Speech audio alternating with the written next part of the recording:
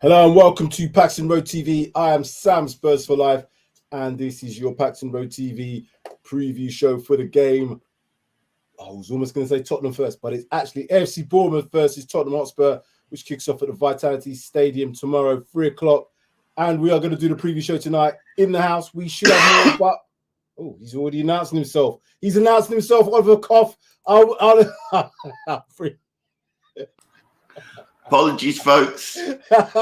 He coughed. He wanted to make himself announced, and he's here with me. It's Mr. Sean Hell, Hotspur Hurley 61. How are we doing, sir? I'm gonna just go open my window up, so just bear with me. Just tell the viewers how you are. Yes, still recovering from that last few minutes on Wednesday night. I was actually in the stadium. I was at that end when Kane scored what looked like a fantastic winner. I seem to and ah with everything I read. All I now believe is that VAR is killing football. It's killing the game as a spectator sport, because there's just, I can understand where they wanted to rule out things, but when you're taking 5 minutes to decide a goal decision at that time of the day, when the emotions are gone, it's just, it's horrible. But I think Conte sort of summed it up today in his press conference. So we'll leave it to Antonio, who's a football man more than even me. Well, I watched that. I watched the interview today. I almost got through it. The media took, I think there was a bit of time when Conte looked a little bit peed off. He's done all this because they were asking the same questions as well about the game on Wednesday, and you can understand why. But what you mentioned about VAR taking 5 minutes to do what they did, if they come up with the right decision, it wouldn't be so bad.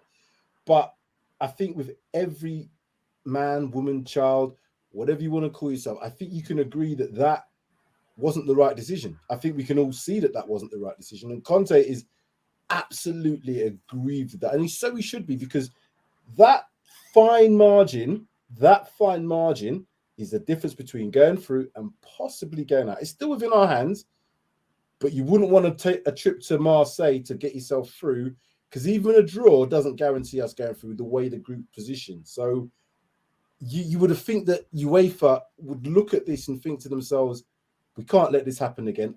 No, you can't ask for people to say retrospective and all that. I don't believe in all that. The game's done. The referee made his decision. VAR made their decision. The game's done.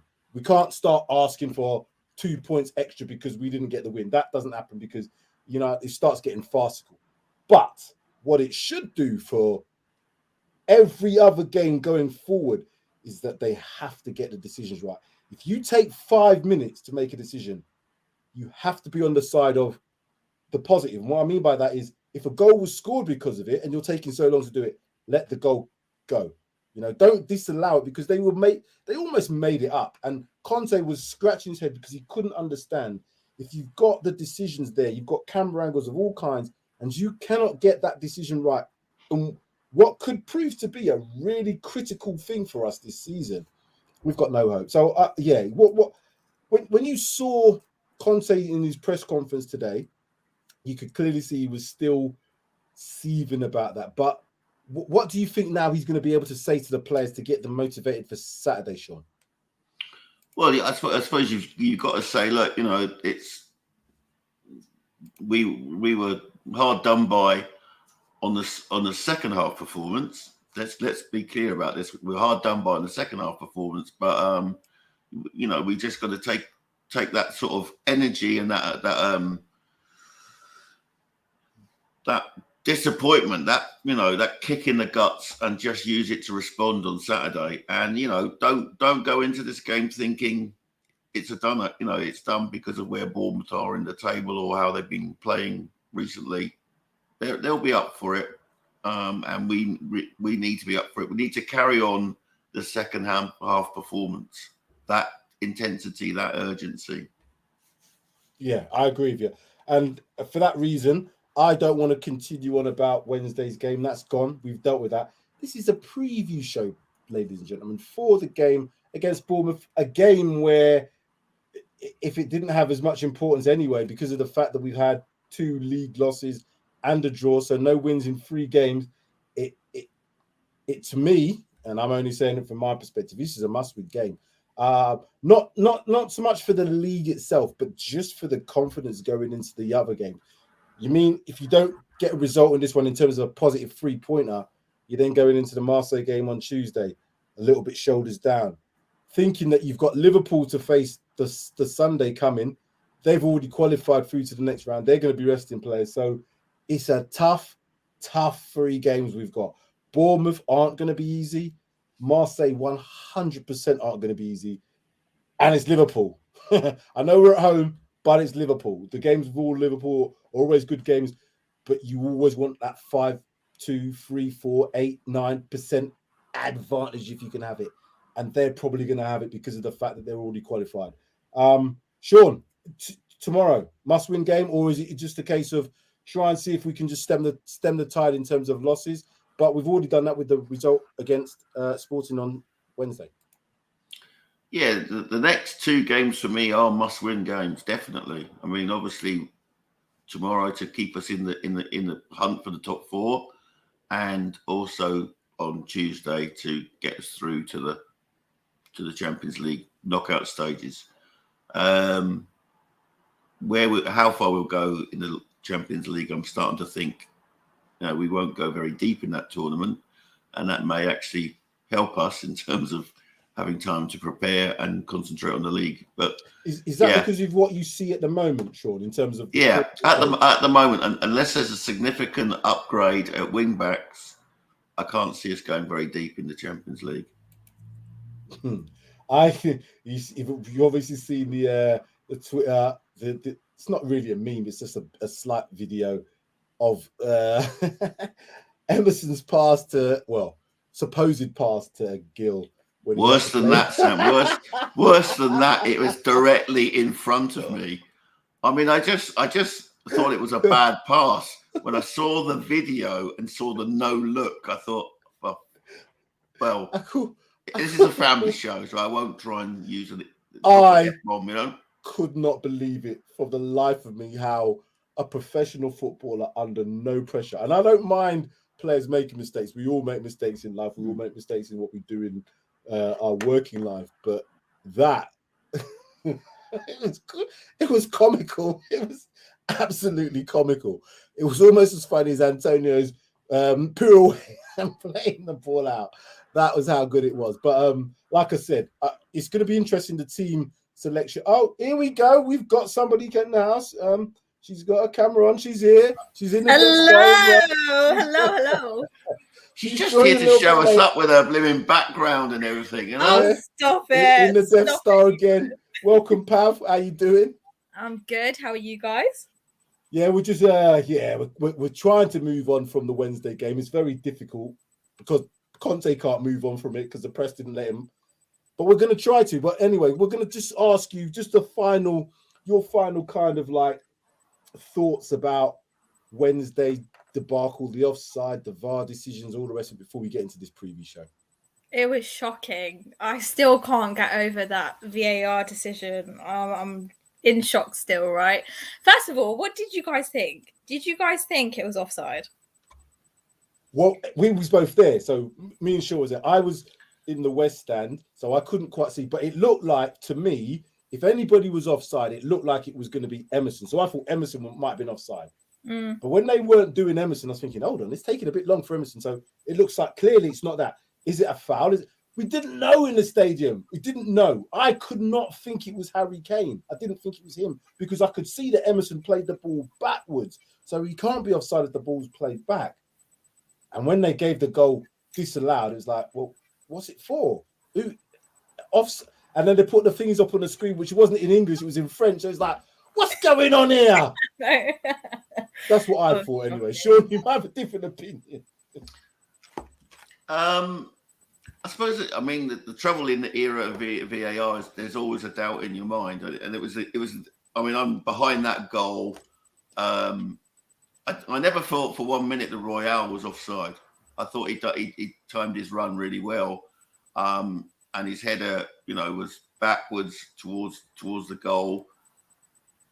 I mean, there's always a chance that you're slightly caning, but I mean, it comes off a defender. Now, I get this; it has to be deliberately played by a defender, and it was more of a kind of, it hit him rather. But if the defender's there, that's what he'd want to do. He'd want to try and block the header. So to me, then you're going into sort of like, I don't know, philosophical. What was that defender thinking about blocking it, or was he, did he deliberately do that? He wouldn't have mattered if it had come off him and gone to his goalkeeper. They would have said he's done his job, right? But it didn't. It went to Harry Kane, and Harry Kane does what Harry Kane does, sticks it away. Yeah. And you could see the emotion. I mean, it's. We were going mental. We were going mental. We were going absolutely bonkers. People were throwing those the tifo in airplanes, hitting me on the head and everything. It was bonkers.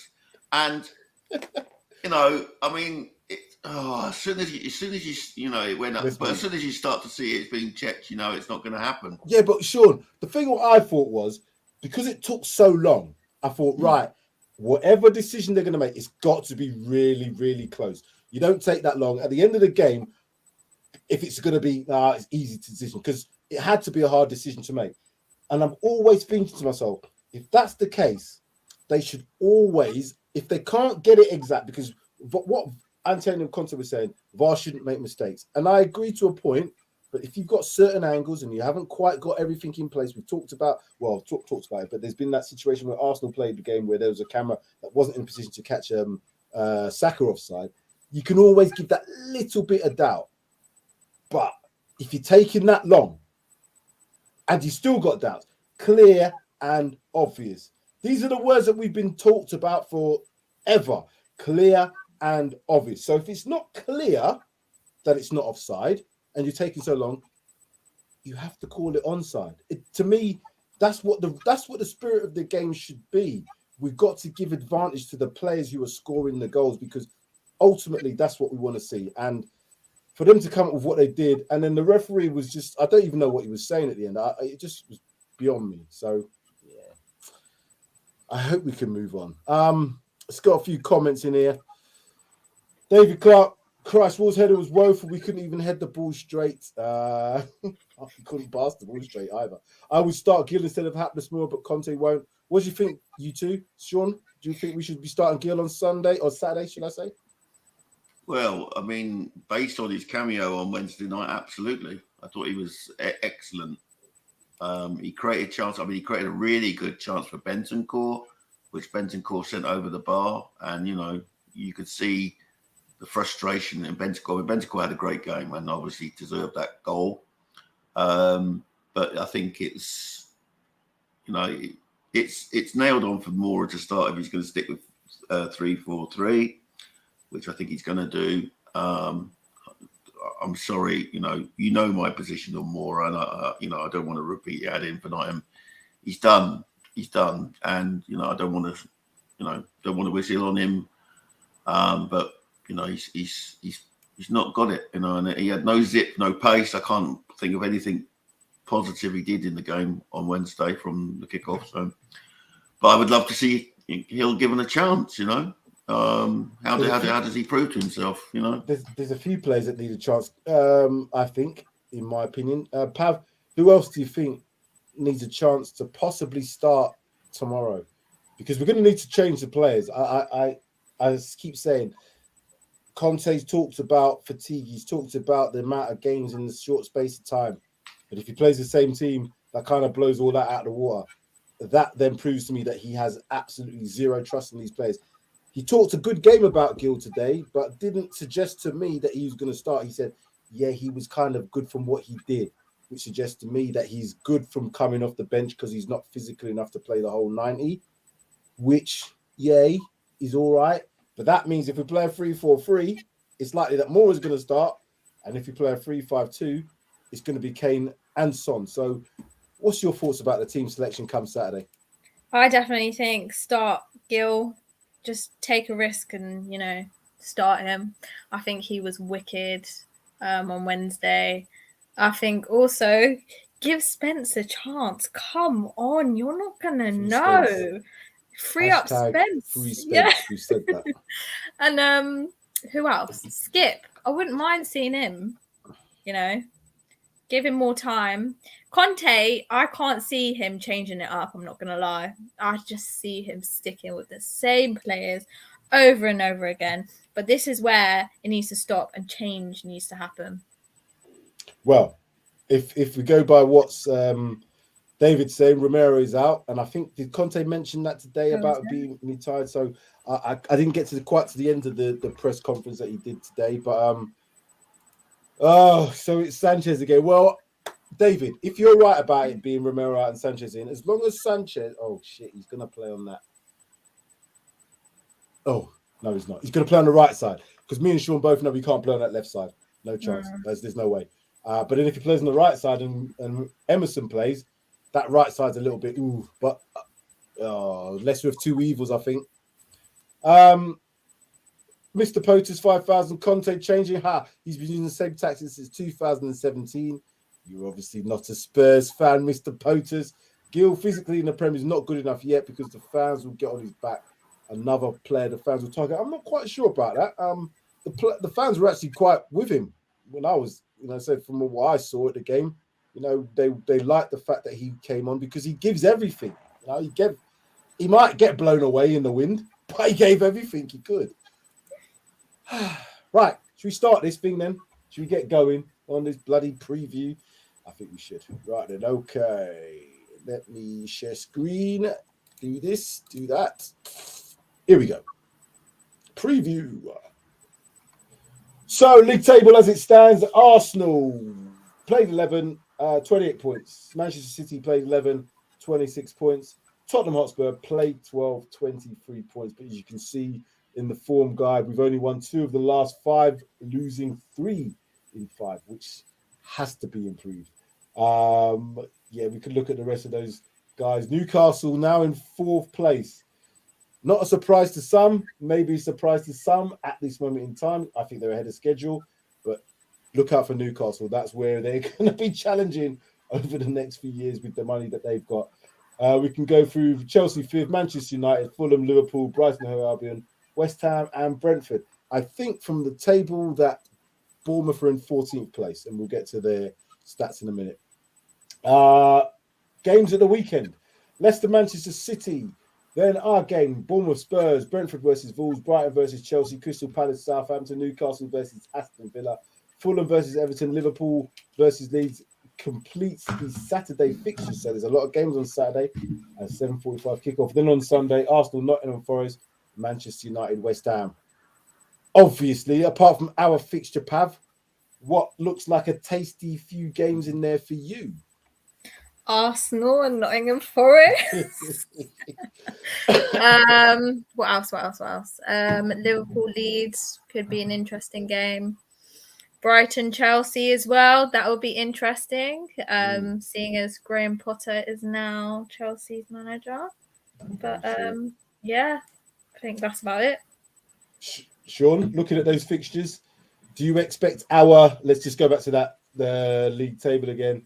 Those around us, do you expect those around us to get the victories this weekend if you look at these fixtures? I think they will, to be fair. I think, the teams around us will be picking up the 3 points. So more pressure on us, really. We missed a golden opportunity there when Liverpool and Arsenal were held at the weekend there, the other weekend. So, we've just got to concentrate on ourselves. As per my focus is on our game, I'll be searching for a stream from some 4 corners of the world on Saturday. Saying things like that. You shouldn't be saying things like that. We don't get free streams. And what's have you not heard of NordVPN? Nord? What's that? If they want to sponsor our channel, we're more than welcome to do the spiel on their behalf. No. Pav, do you do those sort of things like Sean does? VPN? I'm saying nothing. Okay, don't get me. I've got to maintain my Peacock subscription. Well, somehow I'm going to be watching the game at 3 o'clock on Saturday as well. So maybe I might invest in a NordVPN as well. I don't know. Can share some more of this information on the screen here. Let's have a look at this. Right then. Okay. Form guide, last 5 matches. Bournemouth, they've won 1, lost 2, drawn 2. We've lost 2, drawn none. Lost 3 and drawn and won 2. Getting the words out.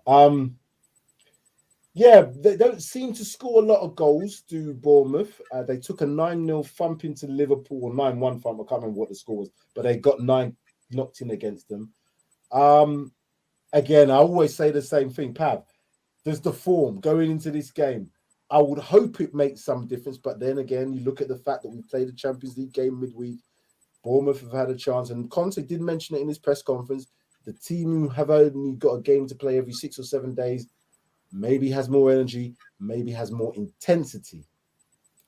How do you see Bournemouth approaching this game? Are they going to be a sit-back team, or are they going to use the fans to do a madness and just go for it at home? I don't know. I see them, I guess, sitting back. I think it will be a good game, but then again, this is Spurs we're talking about, and us playing away just doesn't work out in our favour. But I reckon if Conte plays his cards right, we could win. Staying positive here, guys. But I reckon so. I think Bournemouth will give us a game, but I think hopefully it works out in our favour. Sean, what's your thoughts? Our recent record at their place is not too good, I think. But anyway, I seem to remember a really dull 0-0 draw during lockdown, which was dreadful. Hold that thought, because as it so happens, season comparison so far, that is just showing that. But again, I just want to go on the average goals scored and the average goals conceded. They're obviously less than 1. We're nearly 2. Goals conceded, they're nearly 2. We're just about 1. But the recent meetings, there you go. Those are what I wanted to just come to for you to have a look at. Yes, it's we our record's a bit iffy down at their place. Aside from I think we gave them a thumping once, but it's not a happy hunting ground. I will see, as Pav has already indicated, that they will sit back, because that's the format now. Everyone's doing that against us because they don't want to expose themselves to the pace of Son in particular, or Kulusevski when he was available. It's going to be a tight, attritional game. They had their new manager bounce. They did quite well under the new coach, whose name escapes me for the moment. But they seem to have hit a dead rut. Although from what I understand, they were subject to VAR nightmares at West Ham last week, where basically volleyball was introduced to the game of football, and West Ham scored from dubious VAR advantages. So that's I want us to win. As I said on Wednesday night, I'd take a spawny 1-0 win. An own goal off of someone's backside. But I just want us to win. We have to win. We have to win. I think the pressure is mounting in terms of that top 4 now, that top 4 race. We can see Newcastle in and around us, Chelsea, Man United, they're in and around us. Liverpool, maybe they lost a little bit of momentum when they didn't get the result against Forest, but obviously we're playing them next week. They've got a game this weekend as well, which I expect them to win. Is it Leeds they're playing? Leeds? Was it Liverpool Leeds I saw? Yeah, it's the late kickoff on Saturday, Yeah, Liverpool Leeds. So again, I don't expect Liverpool. I don't expect them to lose that game, to be honest with you. So yeah, everybody around us is going to probably pick up points, which means we have to as well. And the way that we are kind of be a bit unlucky, not playing so well in the first half, players, out of form, players a bit tired. Son's definitely out of form and maybe tired as well, and maybe looking forward to the World Cup. I don't know how this is going to go. I really don't. But I have to look at the fact that it's Bournemouth. They've only just come up again. They ain't got nobody of real note in their team. We should be beating this lot. We really should. That's all I can say. Last couple of slides then, or last slide should I show? No, there's two more, and Sean will like the last slide. Head-to-head, only played them 10 times in the Premier League. They've only won one game against us. Only once have they won. Only once have they won. Will Dr. Tottenham see us again? Let's hope not. 10 games played, 7 wins for us, 1 win to them, 2 draws. Sean, does this mean that Dr. Tottenham comes for an appointment on Saturday? I hope not. I think it's again, I suppose I've set myself a target.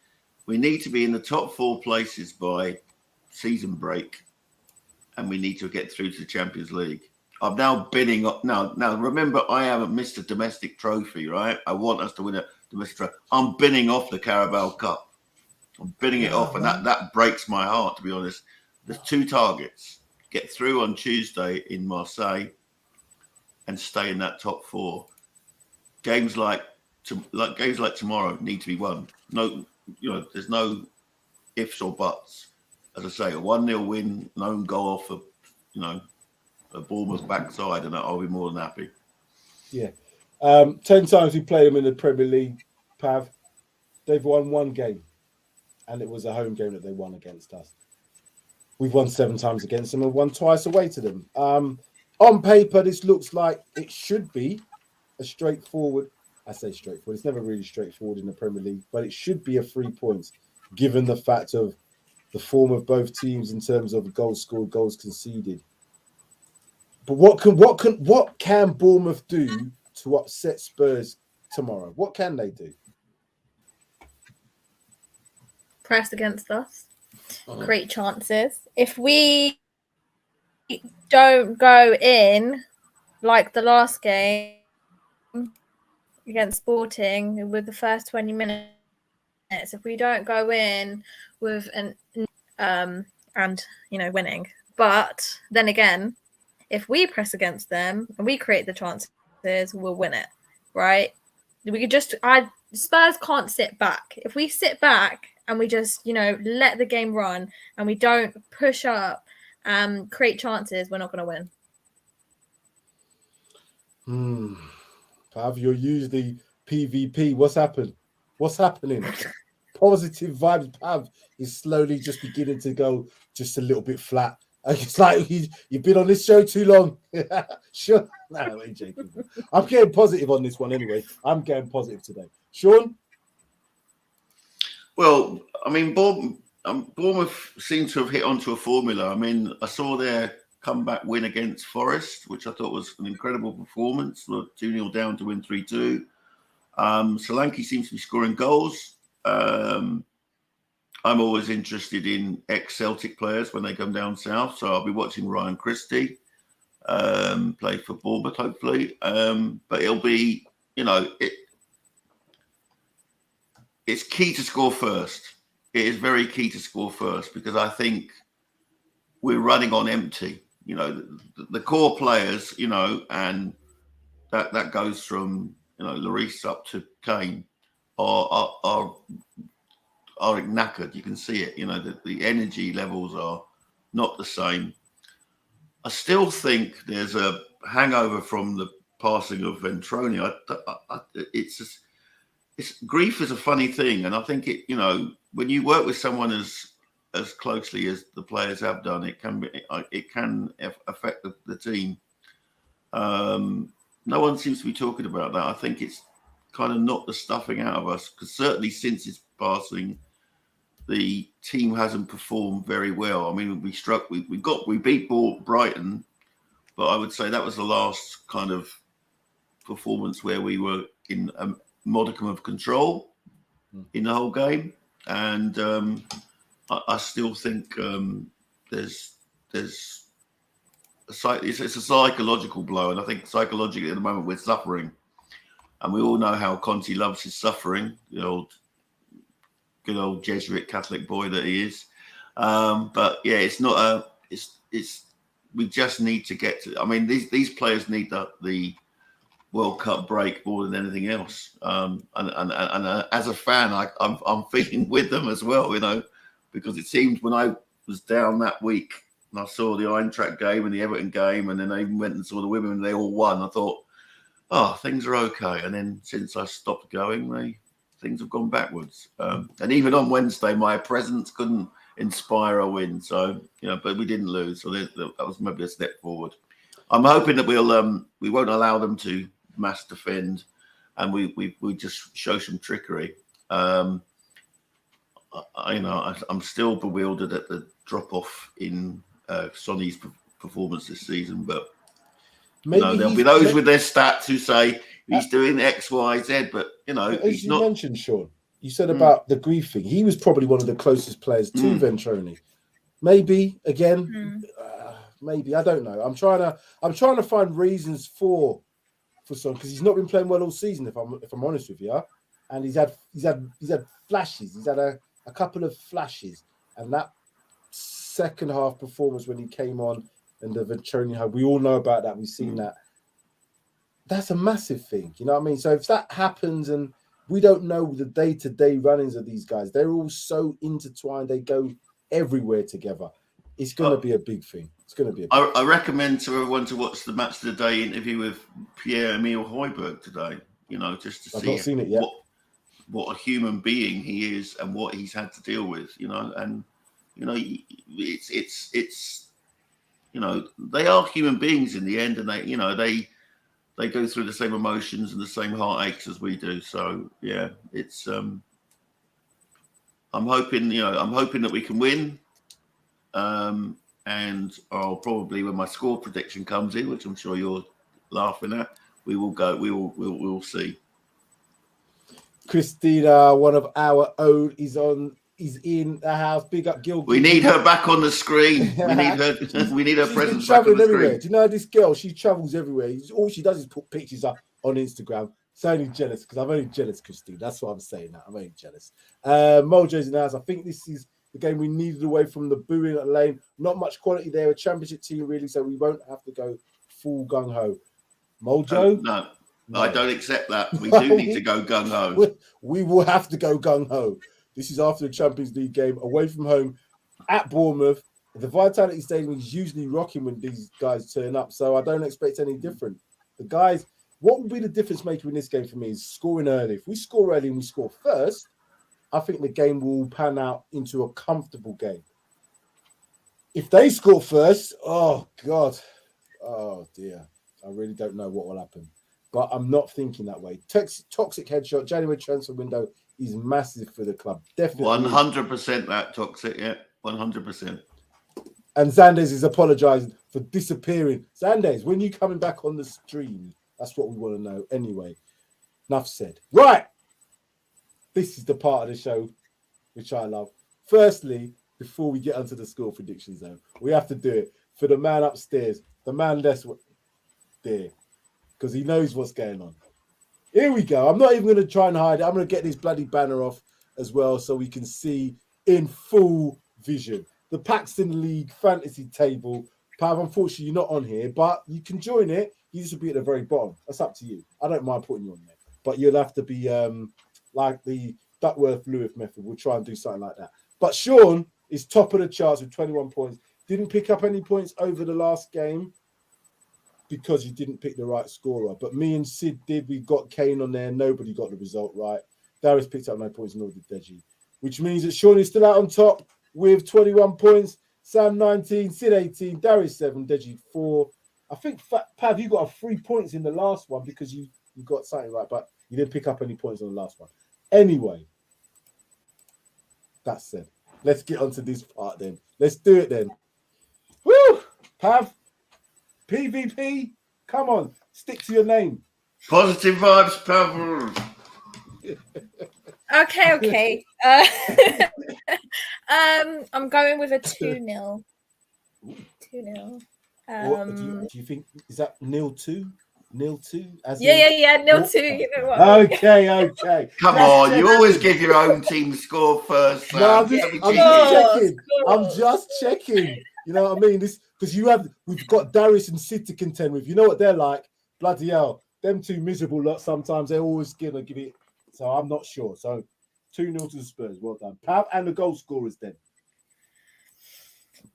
Kane and Standard. no, do you know what? Standard. 2 goals came. Oh, I like that. Playing percentage game. Pav's he's learning from me. That's what I do, the percentage game. Ron, do you want to go next or do you want me to go next? It's up to you because you're the champion. Don't mind. Go on, then, I'll go next if you want. Go on then. AFC Bournemouth 1, Tottenham Hotspur 3. Ooh, Okay. He's going for this one. He's going in. Go on then, goal scorers. I'm going Son to score twice. I don't know what that's based on. Certainly not based on his performance this year, and that's a big shout out to you, Will Stewart. Good God. I mean, I believe Harry Kane to score another and get closer and closer to Jimmy Greaves' great record that I never thought I'd ever see broken. No, I never thought. The thing is, he's getting closer and closer to that Alan Shearer record. I know he's still a few seasons off of that, and I never thought anybody would get close to that Alan Shearer record, but he will get close if he stays in this country. Let's have a look and see what other people are saying. Let's strip it up. Don't care if we win 8-7. Oh, God, that would be brilliant. I would love that. It would be so Spurs. Do you think so? No. 8-7. No, I'd love it, yeah. Can't take them sort of scorelines now. Sure, my heart can't take that sort of shit now. Well, if Kane scores all 8, he equals Jimmy Greaves' record, yeah. Yeah, it's true. Toxic Hedger saying Bournemouth 2, Tottenham 4. Right, I'm going to go for mine. I'm forgetting about all these high scoring, high jinxing games now and the 4-1s and the 3s. Now, I just think we've got to get this game dealt with. It's a 1-0 for me. It really is a 1-0. As in Spurs 1-0. So 0.